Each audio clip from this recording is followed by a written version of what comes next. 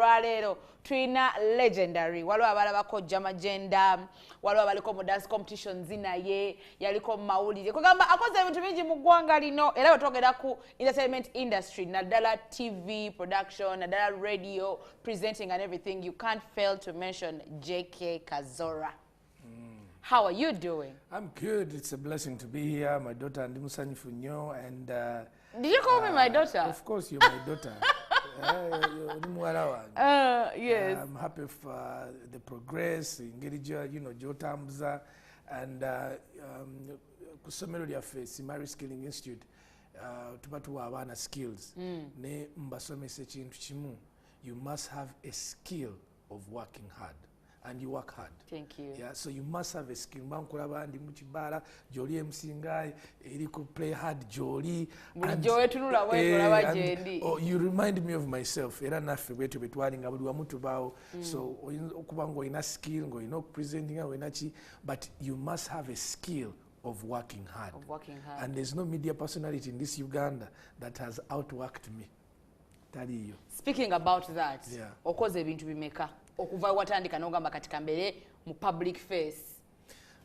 Sigamba nti okoze ebintu bimeka. Of course wabawo kubanga olina skill ya hard work, olina kubanga olina talent, olina kubanga olina passion. Ne waliwo Katonda ekintu kyakuwa. Kati nze kuva mu buto I was born to be an entertainer. Kuva mu buto nga nze I'm a dancer. Yeah. Akadansa kanshokinze ako. Nali muzibu nnyo. Even I appeared in a New Vision in 1994. I stole Kofi Olomide's show. I was only 13 years old. Nga ndi mu New Vision 1994 nga tebana kuzaala. Nali acting I was at Bat Valley Primary School, so then joining the Ebonites. Okay. That's 1989. So you go wazanya ne bano ba Nakawunde.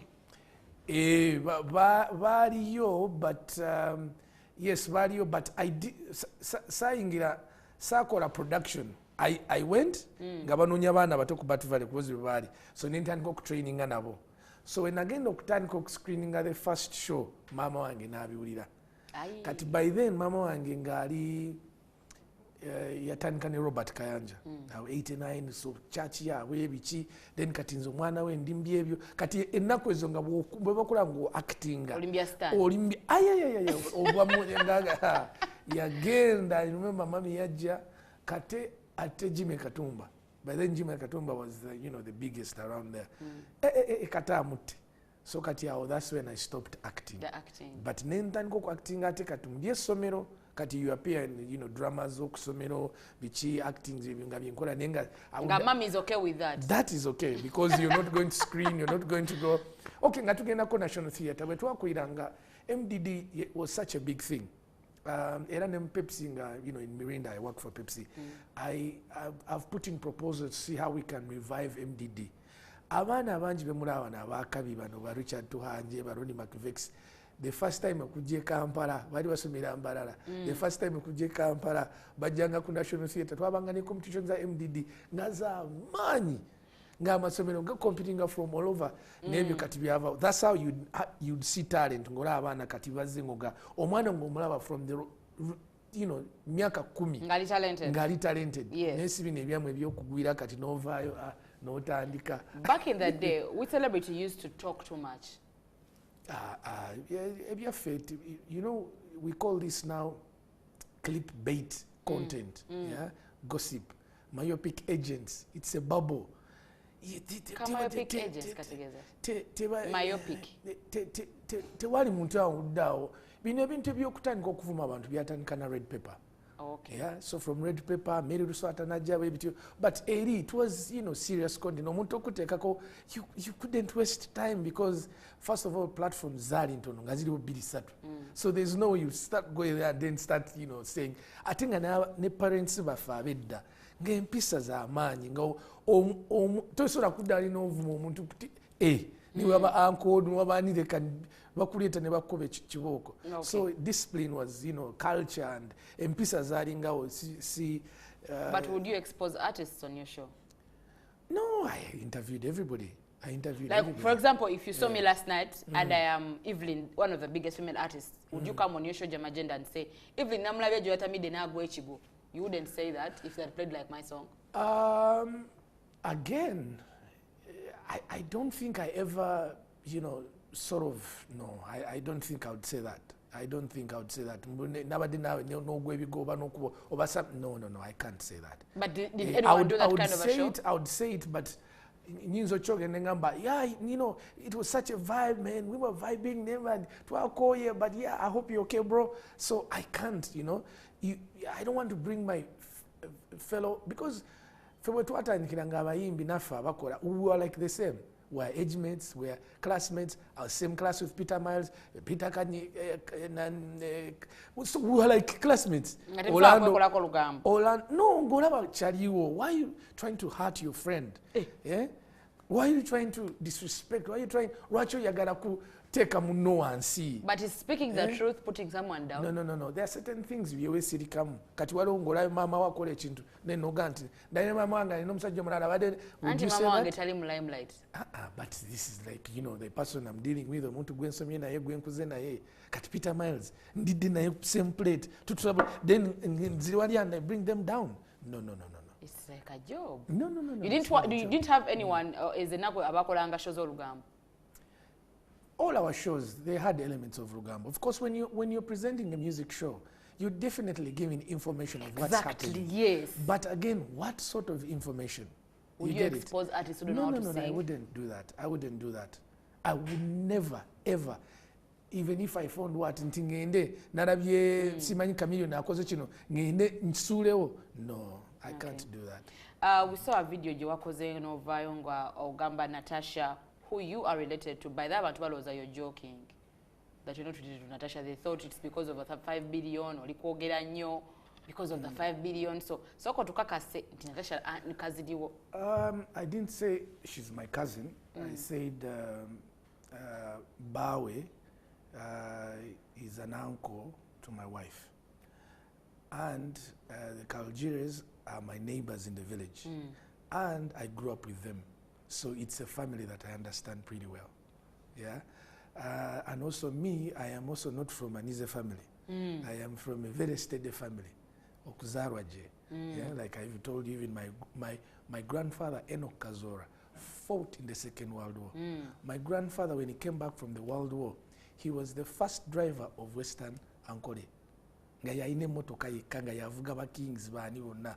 That was my great-grandfather, Enoch Kazoora. That's what he did. When he went to the World War, he learned. I'm actually trying to do a film and series of the Second World War African heroes, what they did. When they came back, my grandfather knew how to cook. He knew, they learned so many skills. But the most important skill, Jevayiga, baramanti, basobola okutta abazungu kuba nabo bakubaana bakuba abazungu nga niba n'abazungu abajja Africa ne batulugunya, so they can die. So they learn tactics, and that is how after the Second World War Africa started getting independence, because the people who went to fight in the Second World War bakomawo nga bategedde bakize. But of course history can never say that, but it's something, because you know bwendaba nengamba so bana bagenda, that's how Africa became independent. So yeah, so family wise, Miriam Matembe is my cousin. So you know, that's you know, she's so family wise, you know. But because in Zimbabwe entertainment, era na mzee Kazoora bwe yafa bwe banda waloza ono bulijjo naye, so they don't connect me. And coming back to the 5 billion, nze nkoze, I have worked. If you want to know, you can go to URI and check. I have had over 10 billion shillings on my account. I went to Tanzania. In 8 months in Tanzania, I shook Tanzania. I made $800,000 on my account. These things are there. Uganda mu URI Tanzania, TRA, put buddies. You will see the money that we make. You know. So even yesterday when I call a video yako, nenjokerako n'abamu abakoze ebintu content and serious things, I asked URA, my classmates, you know, are now commissioners in URA, nemubuuza nengamba, check these companies. I gave him a list of 10 companies. The guy was like, oh my God, you guys, in the last 10 years, you have pulled money from corporate companies, over 200 billion. You, Kazoora. The companies, the people that are doing serious content. Or as revenue taxes? Not as taxes. Okay. So when you get a job, so for example, nafuna omulimu gwa Momonyabo, I am the one who created Momonyabo. It was my ideas what I kept thinking. I was paid 1 billion to do Momonyabo. Just for you? The company. Okay. So 1 billion. So that 1 billion, whenever a company pays you, yeah? So MTN paid me 1 billion. URA has those records. So for every Pepsi Castensa, so and Pepsi here, Cola Temenyota, and they give you 300 million, URA is aware. Fenon, Castakoro Mulimu, any corporate company, name Mulimu. Buzz, Swangs, we call Mulimu, Pepsi, Netumwa, Korea Karango, Netumwa say 80 million. That money reflects in URA. Yeah, so they take off the 6% withholding tax, and then you have to pay the 18% tax. So they collected the 10 companies in Zimbabwe day, including my company, Fenon, Swans Avenue, Walk Comedy Center, Bonaba, Alex Mahanjibani, people who do content. Eh? Nebagamba, we have pulled out over 200 billion from these companies. From these companies. So, and they were actually like, oh my God, these guys are actually serious. Eh? Listen, there are URA people that came to my office, never sit up, never gamba, but these people are actually serious. So until when I saw that, 5 billion is, it's not a big deal. But I am happy that bagenda zifuna.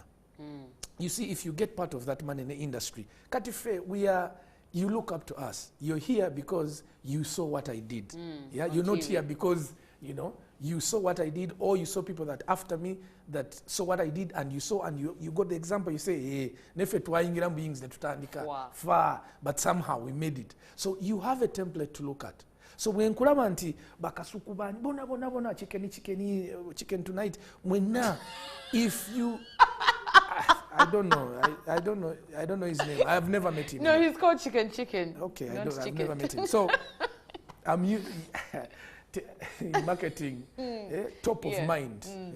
Top of mind. So when you say chicken tonight, comes into top of mind in marketing. So I'm happy to see, when I see, a generation that we have inspired and they get that 5 million, I'm so happy, because you know why? The people that are my children now, my real children that are watching you, are also like, hey, it's possible. So they start also doing things, so the industry grows. Olowooza ki ekyandibadde kikolebwa for content akolebwa mu Uganda sawa zineno, for its future and also for its betterment, so that omuntu ali ku TikTok sawa zino are producing a content, at least afuna akasente of their views? Walabye Rwanda kyebakoze, bamitinze president bamugamba help us, zino companies TikTok zichi zimonitoringe content waffe babe nga batusasula. I think that is something that the president should have been told, because he can influence. Yes. N'abagamba era baganda n'abaganda tugenda ba blocking nga Facebook. So there is no way they will give us money. There are companies that are doing content webutamanyi mu Kampala muno. Bakola animation. A Ugandan company. It has 300 million likes. Kasuku alimu 70 million. 300. One Uganda here. So those are companies that TikTok should be giving good money. But because we don't have the policies, and when we go to Museveni, we want to ask him for personal money, but to gamba what policies? Number two, UCC should be able to give us money to produce content. Zino channels, they no longer make money to pay us to do serious content. UCC not to assent. Now, Nasomera UK, by the way, I have a master's in television from Salford University in 2006. Family rije.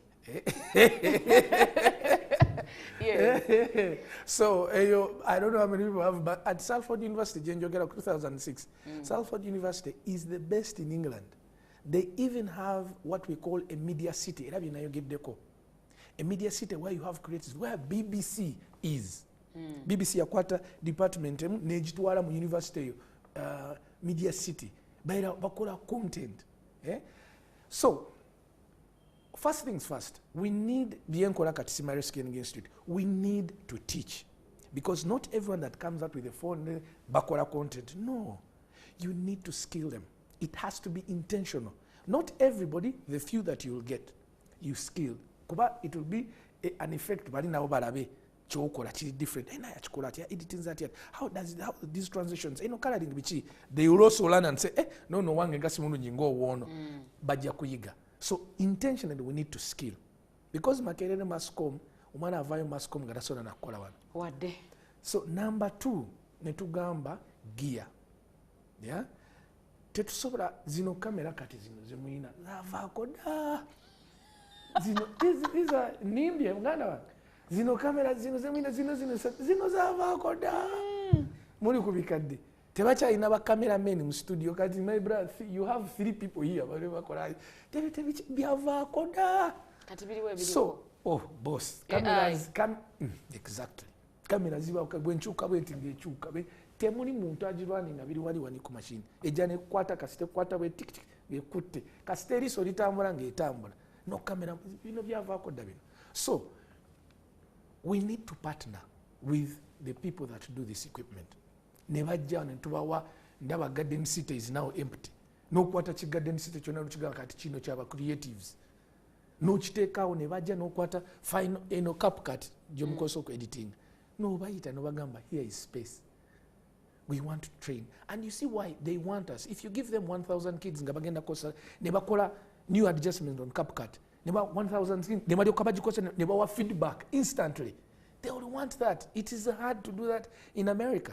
You have to pay those 1,000 people for the reviews and what. But if you have them there, they will come and set up here. Easy. Final Cut. AI. Now I have a company I'm working with, Emergent AI, that is going to be teaching students Victoria University okukola websites and app developments. Kati okukola app edda nga bakusaba $10,000 nga kigenda kutwala 9 months. You can do an app in less than 20 minutes. Nogimaliriza. Naye nina ekibuzo ky'enjagala okubuuza nga tunaba kuwindinga up. You see people like J.K. Kazoora, the people we used to look up to. Ebintu bino kati wuyo wagenda ne UK n'osoma. Ebintu bino eno mwandibadde tolowooza mwandibadde nti mwabadde pioneer all these initiatives. So kuba nti twalabira kummwe. So mwagendako ne UK mwasoma mwalabako blackboard. Do you use blackboards in UK to study? Yeah. So mwalabako maybe blackboards ezenjawulo. So kati ogende w'omukulembeze w'eggwanga okumuwa ideas zineno. Honestly, in my opinion, I would feel safe bwe mbanga Jeke nkulabe nga gwagenza meeting omukulembeze w'eggwanga. So isn't there that possibility of seeing you meet the president maybe and address these issues to him? You know, like I've told you, Nze, I have grown up in the system. I can tell you, Bona, my father was the chairman of Salim Saleh's wedding. You need to read my father's book. So I have been around. We've lived in Samiti View, Ngandiwano, Rocco, all the big shots, governor, our neighbors. Enyumba nayo ne batusiba enyumba ne bagitwala. Nze inayingira FDC so but the point is Nze, JK, and probably even other people, and that's why even the video I did, and I spoke to some of these brilliant people I know, they were all laughing like, we just sit there and I can't sit there and start begging. But now I see, meet the president, I want to do that. It's them to see, because we have to cause it. Now, what on the Magic One HD TV from UBC, I turned that thing into #1. But people started fighting me. You see, so it is hard for us who are working hard, who are progressing, and then think that I am going to sit there, start abusing people, start being that sort of agent to get the attention of the president. They need to see the works. I've just said, let this government go to URA. I'll give you 10 companies that are doing content. We have raised over 200 billion in this economy. So that alone is enough for the president to know that these guys are brilliant. What happened to tourism? I even offered myself, make me the head of content for UA. This is what I'm going to do. I'm going to make sure that I have skilled students from our school, Victoria University, Simari, Mbatware, Bainagia. They are going to give us content in these parks. Don't pay me. Don't give me a car, I have. Don't give me security, I have. Don't tomumpachi. Ona security. Nine embwa zange balija ba Rex. Mwana manyo ina egali jotambula nayo. Egali ojimanyi. I have grown up with an AK-47 under my bed all my life. So those things we've seen. We have seen it all. So anyway. Have you seen the gali? What was I saying? And that failed. And you want to do content, and I know because I've talked to people, National Geographic, and they want content, but they don't. If, for example, I'll give you an example. I have friends, and there's a guy who came here from the US. Lion, these climbing lions. Guy yaliwo na anonya nezibula nagenda Opoka in the northern Uganda and Kidepo. There's a lodge called Opoka. Per night it's $600. Naberawo for 19 days. Ngazuka kumachana ateka bikamera byao ku mazzi nakola yoga alinda asiga kusigalaze alinda just lion kunywa mazzi akube ekifaananyi for 19 days $600. Yafuna ekifaananyi kimu navuga n'agenda. So they want the content. It's expensive for them to send their people to come and do the content.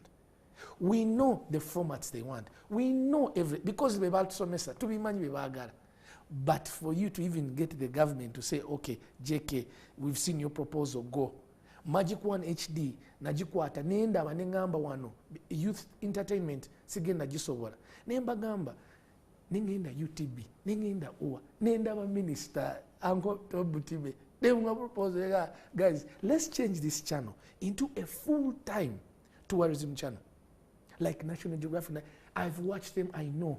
Even my kids, when I was in Tanzania, I had a production house in Tanzania. Naigiriza abana, baina a tourism channel in Tanzania, doing so well. I knew it would work here. Minister Yangamba, that proposal, that idea, we have it. We are just waiting for money. Nanga, by the way, I studied journalism.